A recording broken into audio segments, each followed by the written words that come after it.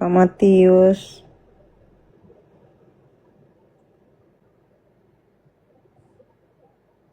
Pak Matius. Iya, selamat malam.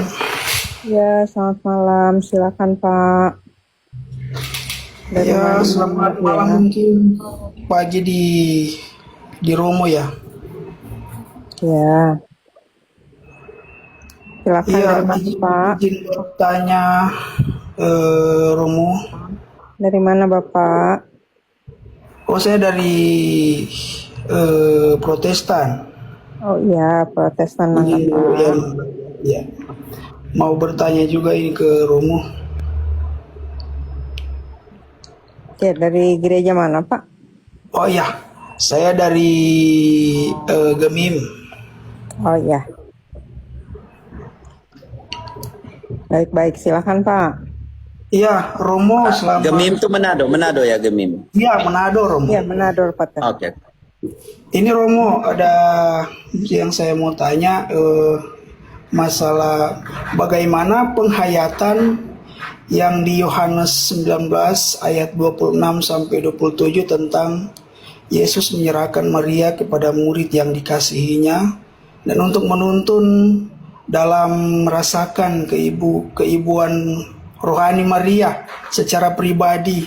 Karena Romo gini Romo, saya juga selalu melihat ada juga komal-komal yang membahas tentang keibuan Maria dari seperti dari kami pihak kami Romo. Di situ saya yang kurang setuju adalah mereka selalu menjelek-jelekan Maria Romo, tentang bagaimana Maria itu mungkin mereka berpikir bahwa semua manusia di dunia ini kan berdosa, jadi mungkin patokan mereka di situ Romo.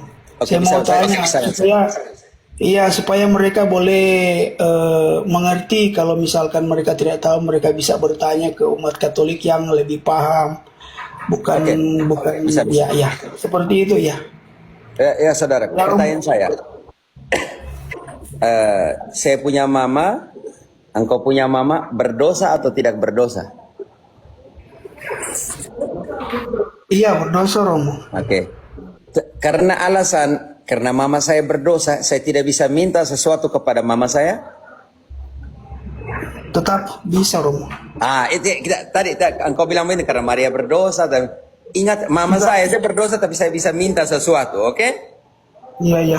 Soalnya mulai dari situ, oke. Yuk, iya, silakan. aku juga nggak setuju di komal-komal yang seperti Protestan kayak saya pernah membantah ke mereka. Kalau misalkan kalian nggak ngerti tentang pembahasan bagaimana keibuan Maria itu Ibu Yesus, coba kalian tanya, bukan kalian framing sana sini, gembar-gembor masalah Maria. Kayak gitu Romo yang saya bilang ke mereka. Ya. Kita melihat dari posisi itu dulu. Jangan dulu melihat penjelasan Immaculata kudus atau tidak dulu. Kita lihat dalam posisi kemanusiaan kita dulu. Mama saya berdosa, tetapi saya sebagai anak selalu minta sesuatu lebih cepat ke mama daripada ke bapa. Engkau bisa ingat? Contoh kecil, hal kecil. Oke. Saya tidak mau langsung aplikasikan ke Maria. Ini penting sekali. Yang pertama, alasan dalam Protestan bahwa tidak bisa orang mati tidak bisa dengar apa-apa. Itu alasan pertama, oke? Persoalan pertama bukan di persoalan di Maria dan tidak, tetapi persoalan eskatologis. Bahwa ketika sudah mati, pertanyaan saya untuk saudaraku, dalam konteks Gemim, orang mati pergi kemana? Saudaraku. Iya Romo. Pertanyaan maksud pertanyaan saya di Gemim, pendeta pernah berkhotbah bahwa ketika kalian mati sebagai Gemim, kalian bagaimana keadaan kalian? Mati tunggu kebangkitan terakhir atau bagaimana? Kalau kami Ya seperti yang protestan yang lain, Romo. Bahwa tunggu penghakiman terakhir, toh? Tunggu dikubur. Ya, ya, ya. Oke. Di sini kesalahan terbesar. Karena bagi Yesus, bagi Allah tidak ada kematian. Yang memahami kita dalam pengertian kematian, tetapi Yesus bilang begini, Yohanes 11 ayat ke-25.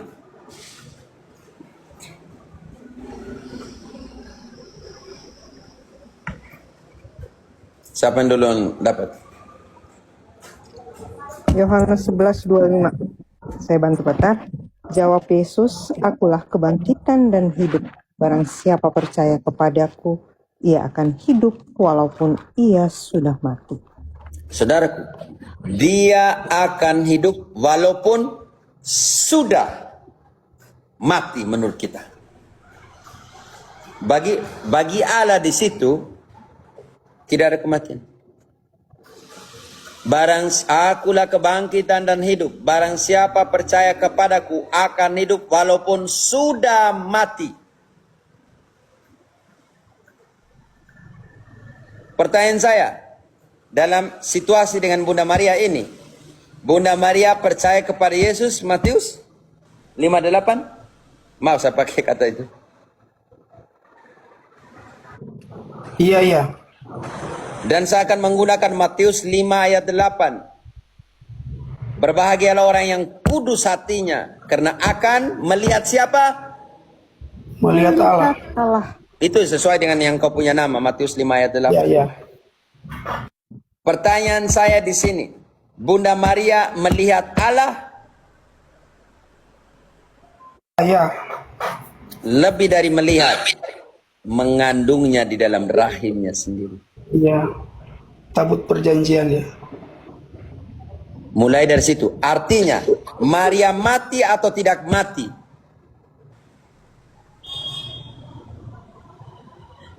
Yohanes 11:25, barang siapa, aku lagi hidup dan kebangkitan, barang siapa percaya kepadaku akan hidup walaupun sudah mati. Maria mati atau tidak mati? Hidup atau mati? Itu yang aku nggak paham, Romo. Ya, ya. Kalau orang percaya akan hidup atau tidak, di situ dikatakan. Barang siapa aku lagi hidup dan kebangkitan. Barang siapa percaya kepadaku akan hidup walaupun sudah mati.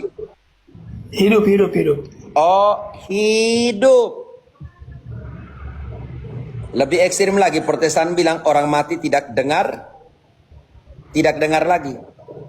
Ini paling kurang ajar. 1 Petrus 4 ayat 6 bilang apa? Orang mati dengar atau tidak dengar?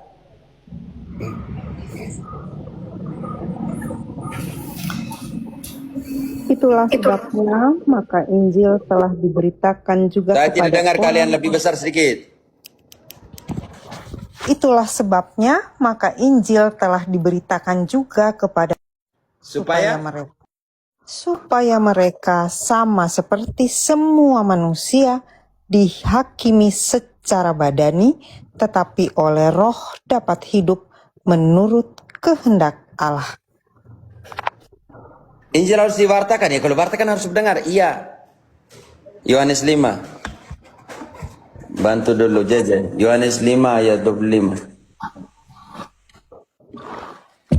Kamu baku ganti. Satu-satu.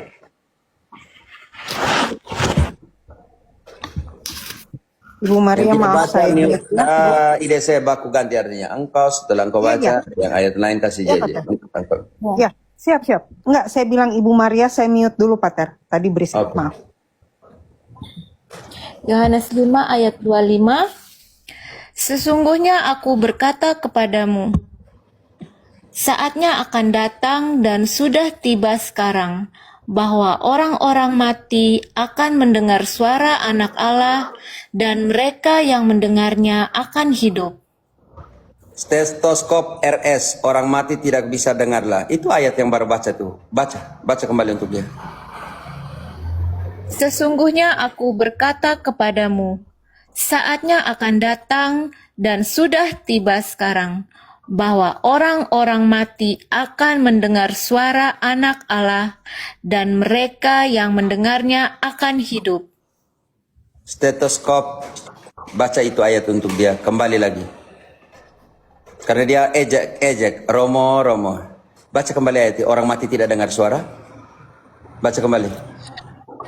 Sesungguhnya aku berkata kepadamu, saatnya akan datang dan sudah tiba sekarang, bahwa orang-orang mati akan mendengar suara anak Allah dan mereka yang mendengarnya akan hidup. Stetoskop, supaya engkau lebih pintar sedikit. Tadi Yohanes 11 sudah 25 sudah dikatakan bahwa akan hidup walaupun sudah mati, berarti tidak ada kematian. Mereka ini dirubah tubuhnya serupa dengan tubuh Kristus.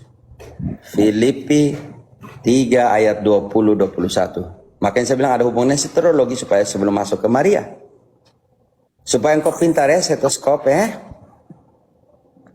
Jangan datang ejek tuh. Kalau naik ke sini dan omong, buktikan bahwa dalam kitab suci ayat-ayat seperti ini tidak ada. Filipi 3, 20-21. Sebab keluarga negaraan kita terdapat di dalam surga, dan dari situ juga kita menantikan Tuhan Yesus Kristus sebagai Juru Selamat, yang akan mengubah tubuh kita yang hina ini sehingga serupa dengan tubuhnya yang mulia, menurut kuasanya yang dapat menaklukkan segala sesuatu kepada dirinya. Jadi mereka sudah mendapatkan apa? Tubuh kemuliaan. Dan ketika mereka bangkit itu, mereka bertemu dengan orang. Iya, Matius omong. Tidak, Matius 27 ayat 52, 53. Dengar itu stetoskop supaya engkau punya teleskopnya makin besar. Untuk lihat. Dan kuburan-kuburan terbuka dan banyak orang kudus yang telah meninggal bangkit. Dan sesudah kebangkitan Yesus, mereka pun keluar dari kubur, lalu masuk ke kota kudus dan menampakkan diri kepada banyak orang. Mereka nampakkan diri sebagai orang tuli kah di sana? Yesus pergi mewartakan kepada orang-orang mati, berarti orang mati tuli semua. Tidak dengar. Kepala ada di mana? Karena itu tidak ada orang mati di hadapan Allah. Dalam pengertian ini juga pertama harus dimengerti seperti itu. Oke. Karena itu di dalam Wahyu 7 ayat 9, ribuan orang berada di hadapan takhta anak domba dari segala suku, bangsa dan lain sebagainya.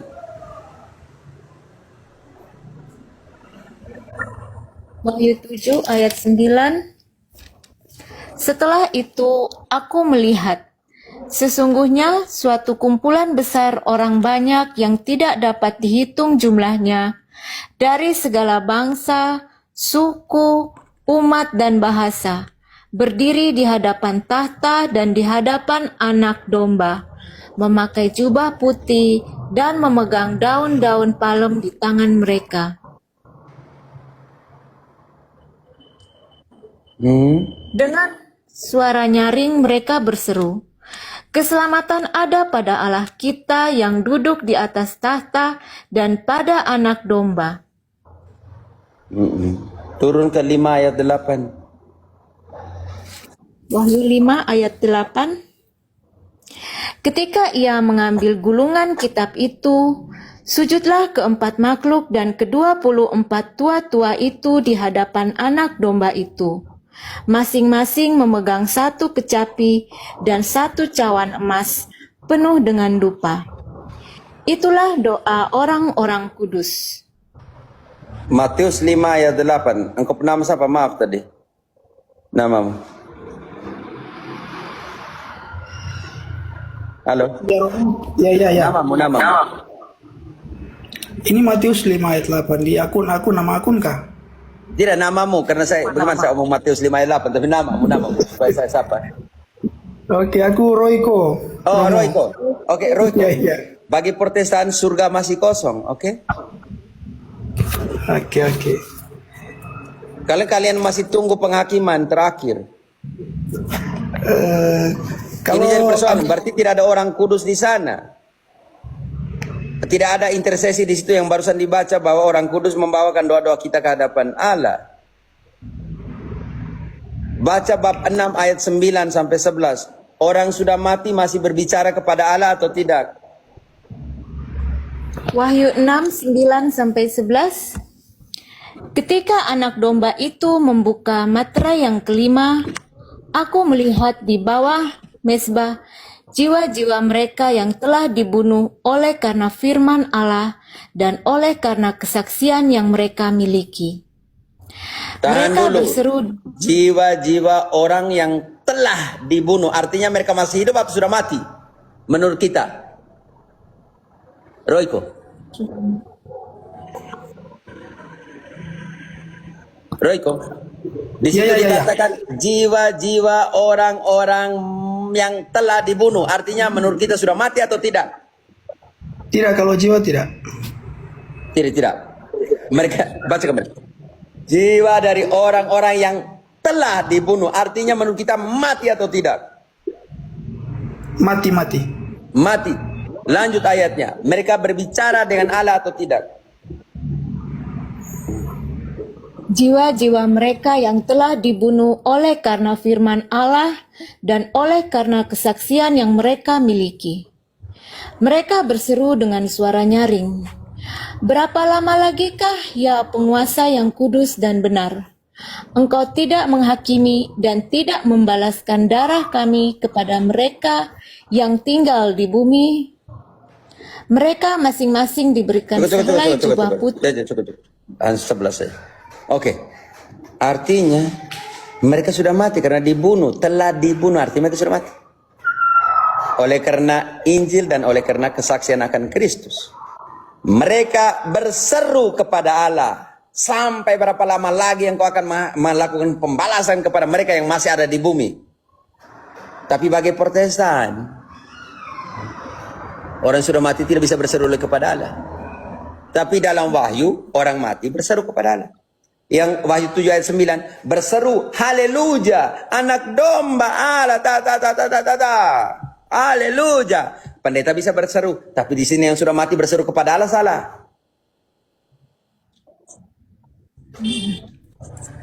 Pertanyaan saya untuk Royko. Kalau Protestan bilang, tunggu penghakiman terakhir, surga masih kosong. Nanti Yesus datang dengan siapa? Kita belum masuk ke Mariologi ini. Yesus datang dengan siapa pada akhir zaman? Royko. Yesus datang dengan siapa? Roy. Yesus datang dengan siapa pada akhir zaman? Dengan para kudus, orang kudus. Tapi Protestan punya yang mana nih? 2 Tesalonika 3 ayat 13, baca dulu. Baku ganti jaja dengan Rosari. Dan kamu saudara-saudara janganlah jemu-jemu berpuasa. Nona, 1 Tesalonika. Oh, 1. Kalau saya sebut salah minta maaf. Tidak apa-apa. 1 Tesalonika 3. 13. Oh, ada yang meminta naik, ha? Maaf, saya hanya omong nih, yang naikkan turunkan moderator. Oke. Ya. Yuk.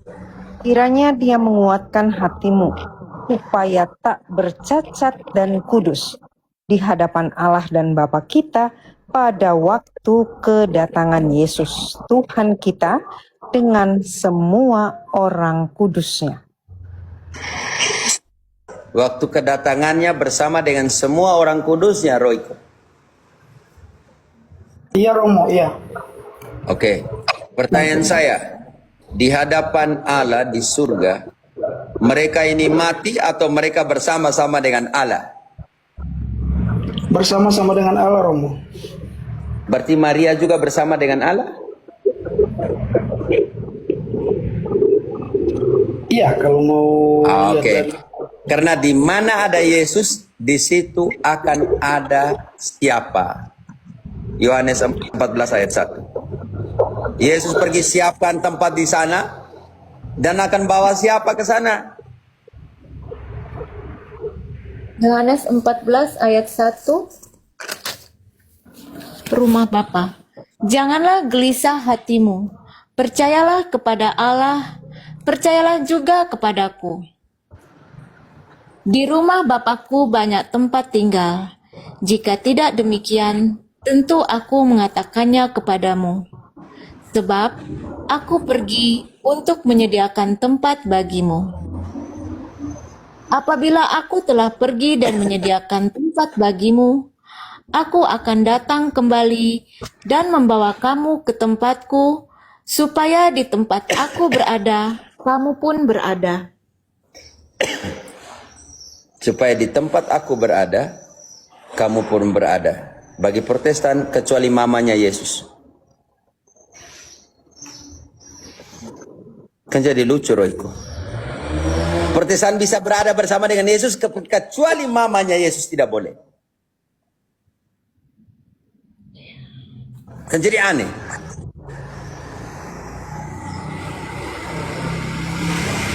Supaya di mana aku berada, di situ pun kamu berada, kecuali Maria.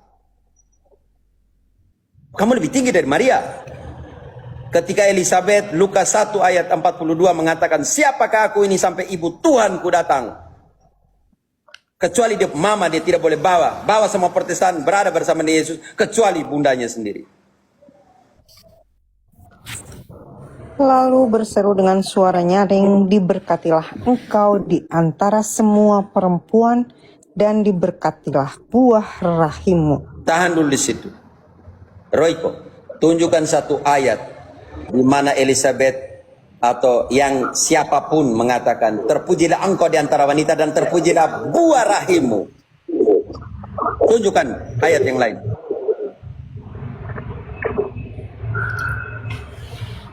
Belum terlalu Royko, apa. tunjukkan wanita yang lain yang dikatakan seperti itu. Nggak ada, Rom. Oke, lanjut sedikit. Belum, ini masih koma.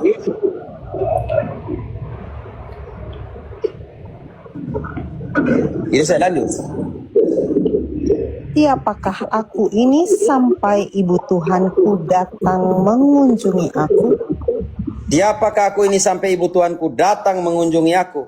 Ibu Tuhanku datang mengunjungi aku. Karena dia jadi ibu Tuhan yang datang mengunjungi aku, maka di dalam ayat 47. Dari 46 mau baca.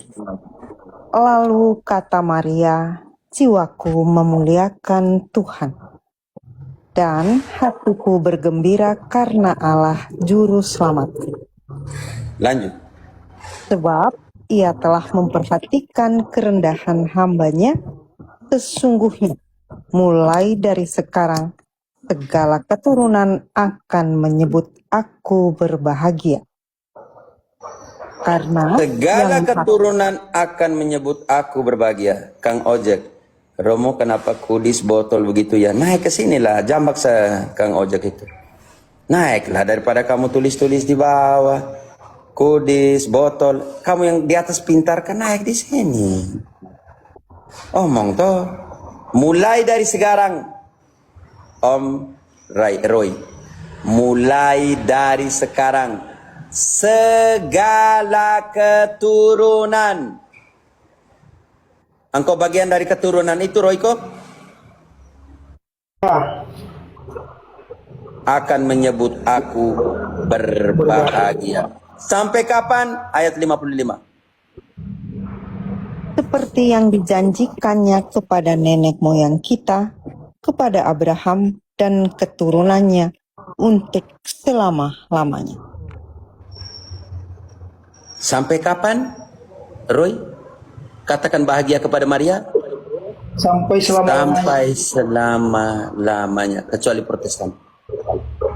Karena itu bagaimana aplikasi dari hal ini? Terpujilah engkau di antara wanita dan terpujilah buah. Garis bawah kata buah. Buah rahimnya Maria ada siapa? Ayat 35. Jawab malaikat itu kepadanya, Roh Kudus akan turun atasmu dan kuasa Allah yang maha tinggi akan menaungi engkau.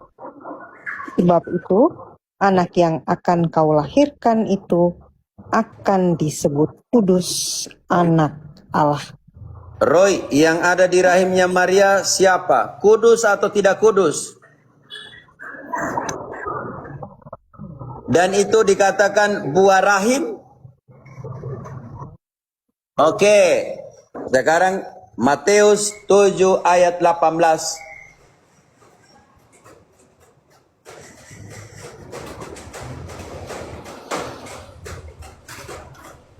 Halo. JJ atau Cepat.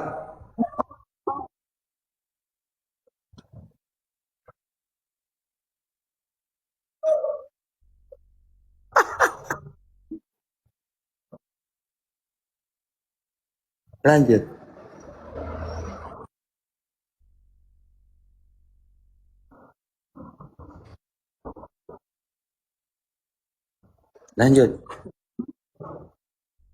Kamu akan mengenal mereka. Dari buahnya kamu mengenal mereka. Yang ada di rahimnya Maria dikatakan buah rahimnya Maria. Roy. Iya, Romo. Dan ayat 35, dia yang ada di rahimnya Maria, buah rahim itu kudus atau tidak? Romo.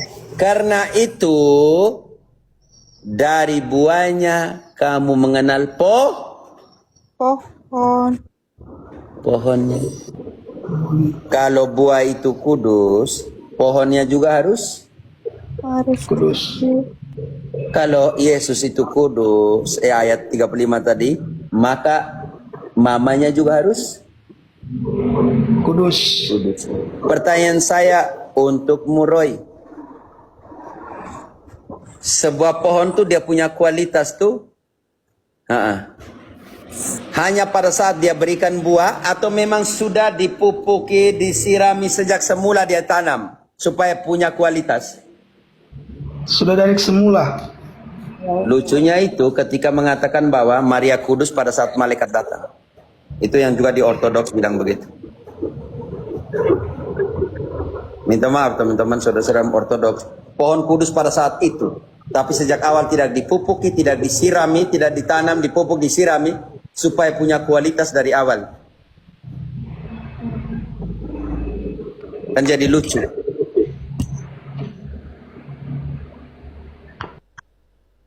Sudah dipersiapkan sejak nubuatan perjanjian lama. Sebuah tanda dari Tuhan. Tuhanlah akan memberikan tanda dalam Yesaya 7:14. Bahwa perempuan muda akan mengandung dan melahirkan seorang anak laki-laki yang akan diberi nama Emmanuel. Sebab itu Tuhan sendirilah yang akan memberikan kepadamu suatu pertanda.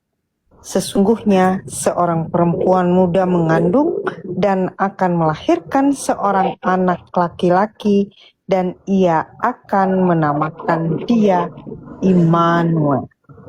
Oke, dalam pengertian semua itu. Karena itu, bagaimana posisi pertama dari kita, dari kekristenan terhadap sosok Bunda Maria, ini penting sekali. Engkau mengambil Injil bagus sekali ketika engkau menunjuk Yohanes 19 ayat 26-27. Sebelum masuk dan membaca ayat itu, Roy, engkau menganggap dirimu murid terkasih dari Yesus? Sebagai orang Kristen?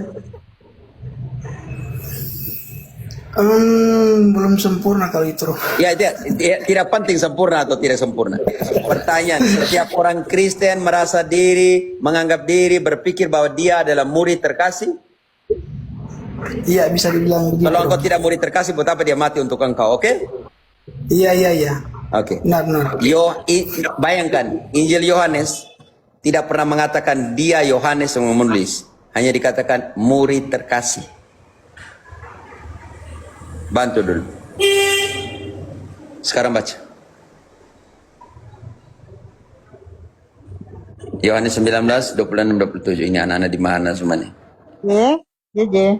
JJ baku ganti kalau engkau ingat siapa yang sekarang. Kalau JJ sebentarnya IDC, sebentarnya JJ. Begitu supaya jangan ngomong lagi. Saya suruh siapa lagi. Tidak Pater, saya baca ya. Mute itu dia itu. Ketika Yesus melihat ibunya dan murid yang dikasihinya di sampingnya, berkatalah ia kepada ibunya, "Ibu, inilah anakmu." Kemudian katanya kepada muridnya, "Inilah ibumu." Dan sejak saat itu, Aduh, murid itu terpotong. menerima Sinyalin dia. saya tuh sinyalin siapa nih? Aduh, tenang. Halo, halo. Diulang Kak, diulang.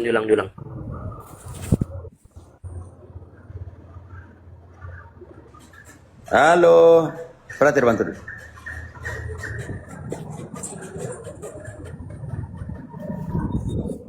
Ah, dia ada terima telepon. Oh ya sudah, oke. Tadi apa mau? Yohanes? 19 ayat 26, 27.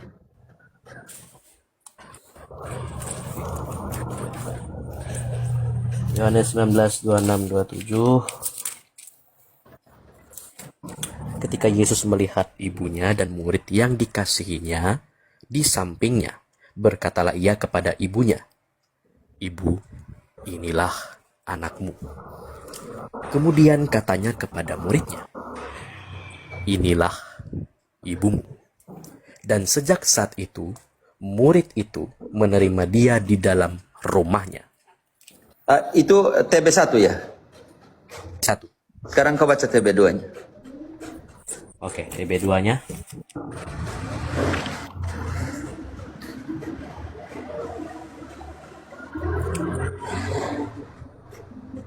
Ya, sudah ada sini. Oke. Ketika Yesus melihat ibunya dan murid yang dikasihnya di sampingnya, berkatalah ia kepada ibunya, "Ibu, inilah anakmu." Kemudian katanya kepada murid-muridnya. Tahan dulu. Ada perbedaan di situ. Ya. Sandingkan, brother. TB1 murid, TB2 murid. Kalian tidak ini apa ya? Kalau kalian baca tuh dengar baik-baik. Ada satu kata yang didobelkan di dalam TB2 loh. Sekarang baca nih. Kita buat pembanding. Ide saya, engkau sudah pas atau belum? Halo Pater. Oke, engkau TB1. Frater nanti tunjukkan TB2. Saya butuh tunjukkan TB2. Engkau baca TB1. Dia menggunakan satu. Murid Oh ya, yang terkasih. Terbalik mau. Jadi rupanya tadi yang muridnya itu cuma TB2. Kalau murid-muridnya itu yang TB1. Makanya saya tidak bingung. Sekarang baca TB2-nya dulu. Ide saya. Berarti tunjukkan di layar TB1. Baca TB2, ide saya. Atau masih terganggu? Ya Pater. Enggak Pater. Ini Yohanes 19. Kamu yang pakai bahasa Indonesia, ini tidak ada bahasa Indonesia di sini. Supaya saya lebih teliti lagi.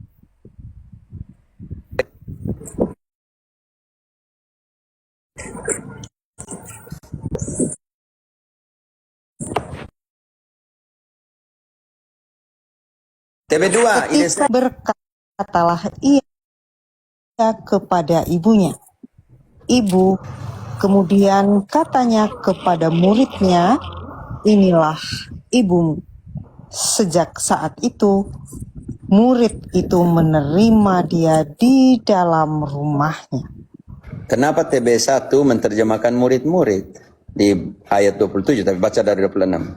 Perhatikan silakan. Kemudian, Ya.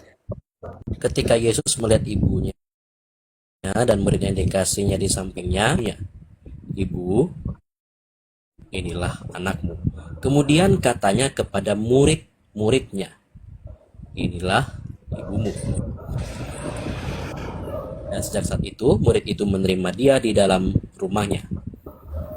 Roy, engkau adalah bagian salah satu dari murid-murid yang terkasih itu atau tidak?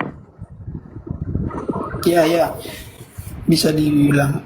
terkasih. Kekristenan sejati harus bawa ibunya Yesus kemana? Ke rumahmu. Dan ketika berada di rumah, apa yang terjadi sekarang dengan para rasul di dalam Kisah 1 ayat 13? Daftar para rasul dulu. Setelah Brother, siap engkau juga tunjukkan nanti siap. Di Kisah 1 ayat, saya butuh ayat 14-nya. Sekarang daftar para rasul, ayat 13. Setelah Ini saya mereka baca. tiba di kota, naiklah mereka ke ruang atas, tempat mereka menumpang. Mereka itu ialah Petrus dan Yohanes, Yakobus dan Andreas, Filipus dan Thomas, Bartolomeus dan Matius, Yakobus bin Alfeus dan Simon orang Zelot, dan Yudas bin Yakobus. Brother, sekarang tunjuk ayat 14. Rasul-rasul membuat apa? Oke, ayat 14-nya di sini. Ya. Mereka semua bertekun dengan sehati dalam doa bersama-sama dengan beberapa perempuan serta Maria ibu Yesus dan dengan saudara-saudara Yesus. Roy, para rasul berdoa dengan siapa? Berdoa bersama Maria. Kenapa di situ Lukas memisahkan antara perempuan-perempuan lain dengan Maria ibu Yesus? Kenapa tidak langsung bersama dengan perempuan-perempuan? Selesai. Baca kembali, frater. Kenapa ada pemisahan di situ? Ya, saya ulangi. Mereka semua bertekun dengan sehati dalam doa bersama-sama dengan beberapa perempuan serta Maria ibu Yesus dan dengan saudara-saudara Yesus. Bayangkan. Kenapa dipisahkan dari perempuan yang lain? Dan ditekankan itu Maria ibu Yesus. Kata ibu Yesus loh. Padahal Yesus sudah mati pada saat itu, sudah naik ke surga. Ayat-ayat sebelumnya Yesus sudah naik ke surga. Berarti turun ke ayat 9. Baca. Baca saja. Ayat 9-nya, sesudah ia mengatakan demikian, terangkatlah ia disaksikan oleh mereka dan awan menutupnya dari pandangan mereka. Itu Yesus naik ke surga. Setelah Yesus naik ke surga, para rasul berdoa dengan Maria, Bunda Yesus. Roy, Berdoa bersama-sama dengan Maria. gereja didirikan di atas dasar apostolik, fundamentasi apostolik, Efesus 2 ayat 20, yang didirikan di atas dasar para rasul, para nabi, dan Kristus sebagai batu penjuru. Dasar apostolik ini, dan di dalam Kisah 1 ayat 14, mereka berdoa bersama dengan Maria, ibu Yesus. Ibu Yesus. Berdoa. Sekarang hari Pentekostes, frater, ayat 15-nya. Pemilihan suksesi apostolik. Ada Maria di situ atau tidak? Oke. Pada hari-hari itu, berdirilah Petrus di tengah-tengah saudara-saudara yang sedang berkumpul itu. Kira-kira 120 orang banyaknya. 120 orang banyaknya. Setelah berdoa bersama Bunda Maria, 120 orang di hadapan itu. Nanti ada konklafnya para rasul yang lain, di Matias dan semuanya itu. Sekarang berapa orang di situ, frater? 120 orang. 20. 120, nanti ada tradisi konklafnya. Sekarang hari Pentekostes, bab 2 ayat 1.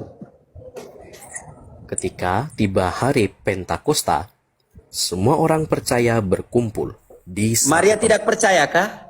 Frater, Maria tidak percaya kah? orang percaya mau. Pentekosta itu hari Minggu ya, teman-teman. Tradisi Yahudi hari ke-8. Coba ide saya engkau cari, bantu di internet. Pentekostas Yahudi itu hari apa? Hari ke-8 atau hari Sabat? Tolong bantu lihat di situ. Berarti cari.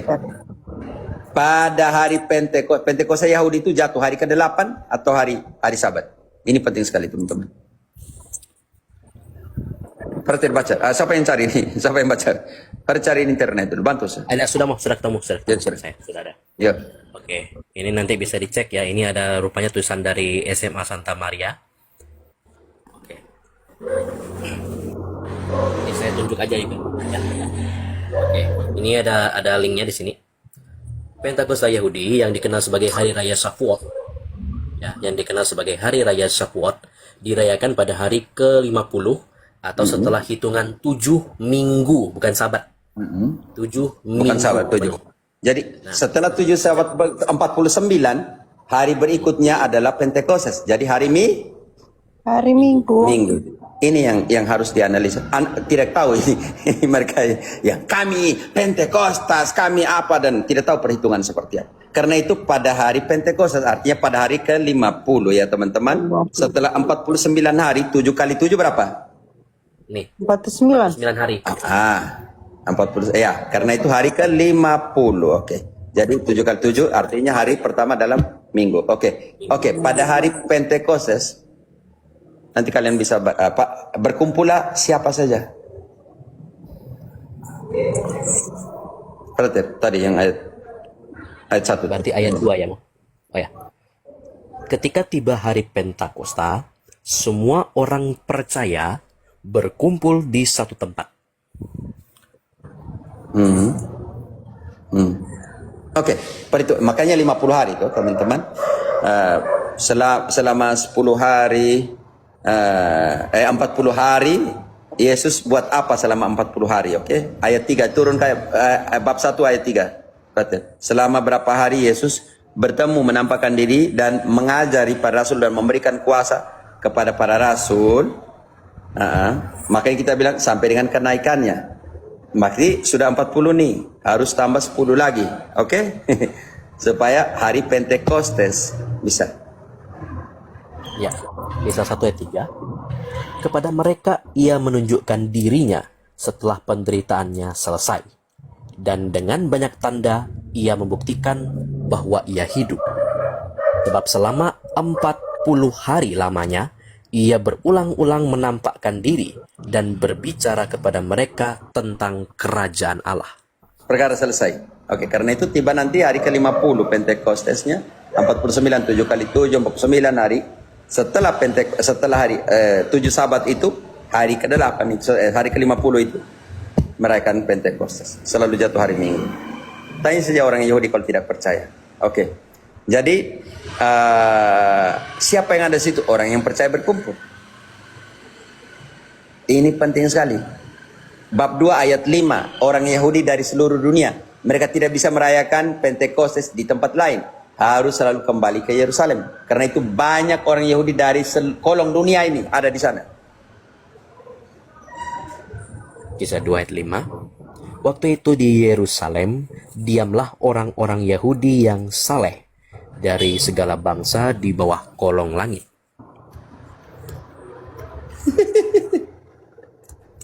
Dari mana? Dari segala bangsa. Sebentar saya balas dulu.